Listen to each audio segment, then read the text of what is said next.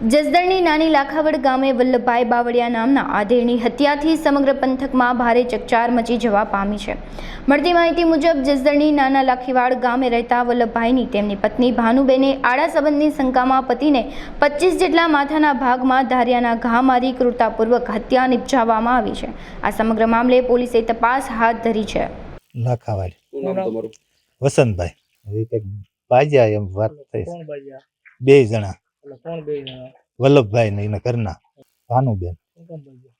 હવે એ કઈ બહુ ખબર નથી, પણ એમ કે બાય રખડાવતા એમ આવી શંકા રાખતા હતા એના ઘરના। હા, અને આ અગાઉ ક્યારે ઘર કંકાસ એમને ક્યારે છે?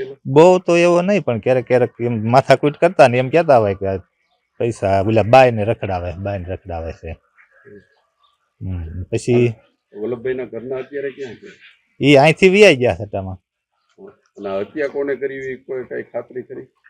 હવે એ હત્યા થઈ હોય શું થયું હોય એ જ ખબર નથી, પણ એ બે જણા અંદર હતા ને અંદરથી કમાડ કેસ દઈ દીધું હતું એમ હતું। આવું ઘરે કોણ કોણ રહેતું હતું? ઘરે એ બી ઘરના જ હતા, બે માણસ પતિ પત્ની જ રહેતા હતા। એ આમ ના એ રહેતા હતા, આ ઘરે છોકરો નહીં રહેતા હતા, એ આમાં રહે ઓલા આમાં રહેતા છોકરો ની એમ બે મકાન 45-50 વર્ષની વચ્ચે, છોકરો એક જ, દીકરી 2। હા,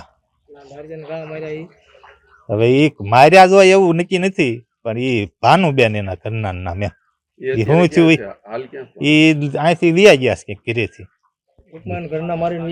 હવે મારીને વિયા ગયા હોય નક્કી કોણ થાય કે અહીંથી વિયા ગયા એટલે ભાગીને ભાઈ આ જડે ત્યાં ખબર પડે શું થયું।